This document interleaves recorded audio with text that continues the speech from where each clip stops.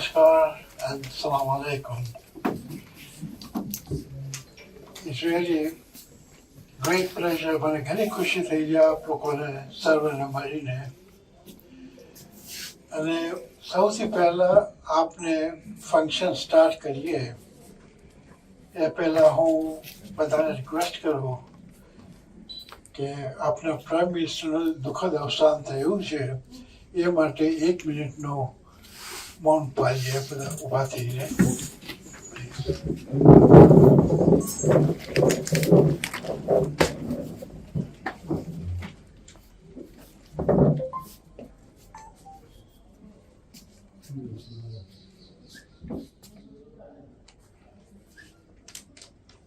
Yeah.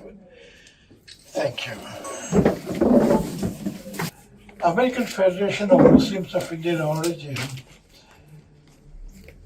की establishment और स्थापना 1988 में हुई थी और उसका मेन और मुख्य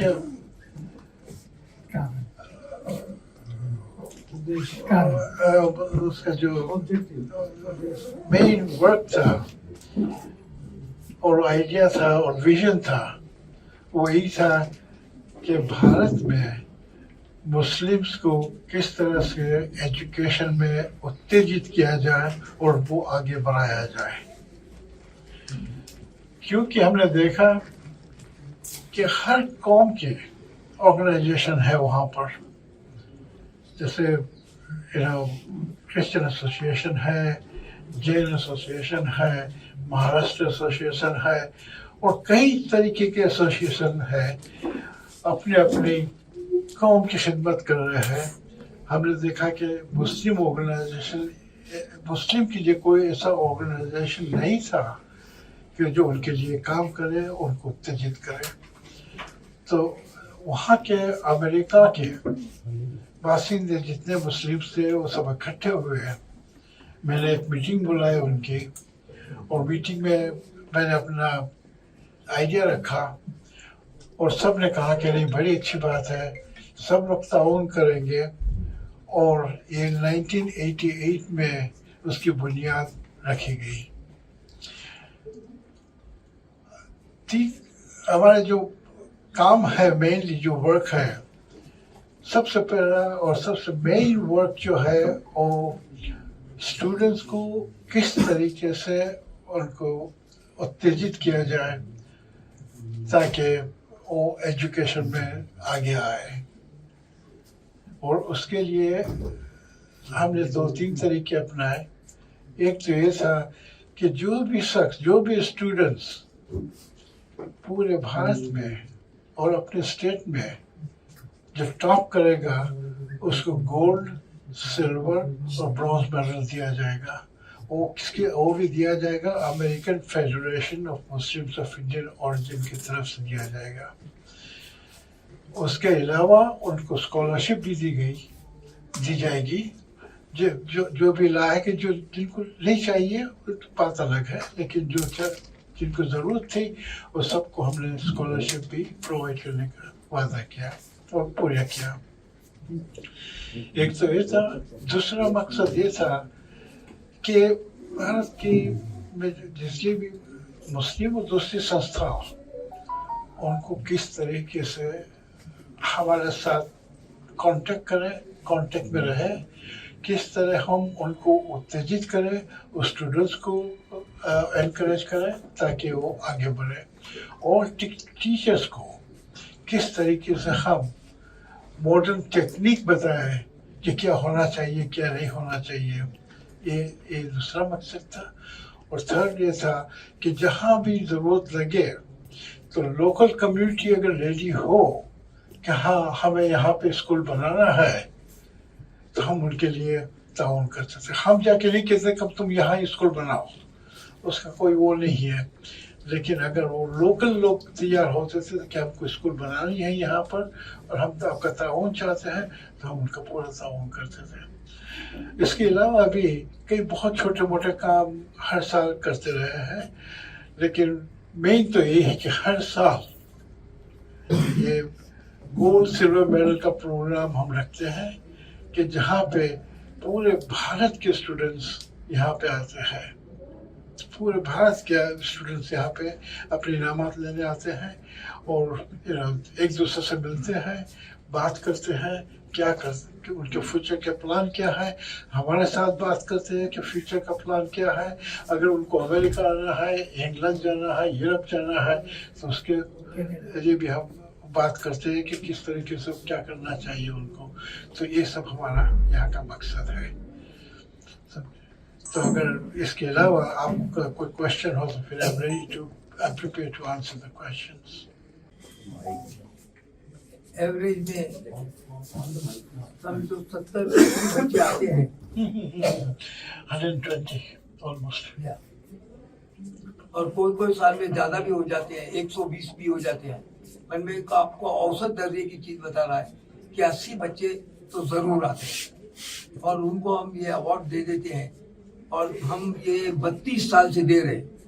अब आप हिसाब लगा दीजिए कि कितने अवार्ड मिल चुके हैं।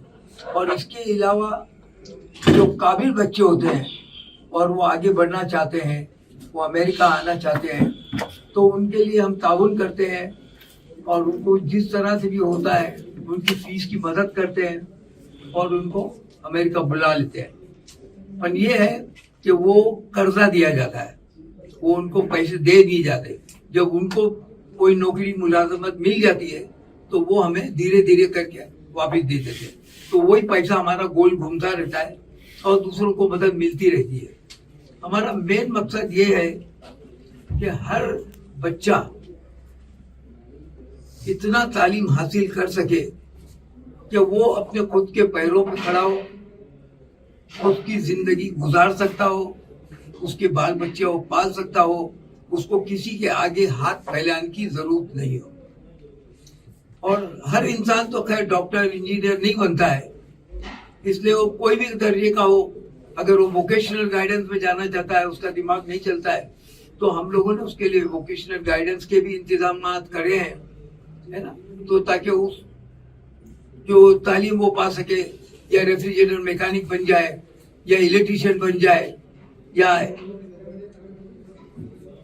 हाईटेक का बन जाए बंदा, वो किसी भी हाल में बहरहाल किसी की आंख का तारा बने, ना कि किसी की आंख का सुरूर बनता है।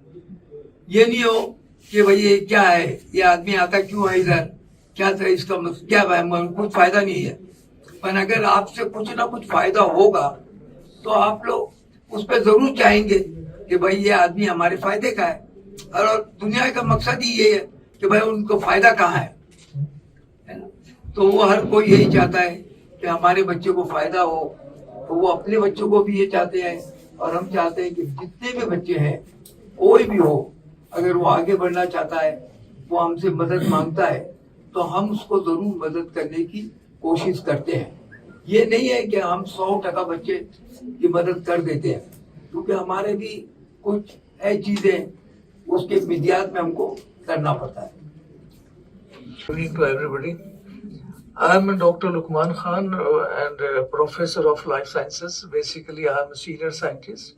So I have worked on different positions as professor and head and dean, as well as vice chancellor and advisor. The vice chancellor of 2 universities, first founder vice chancellor of Muhammad Ali Jawhar University, Rampur, UP. And second, the University of Lingias University of located in Faridabad, NCR, Delhi.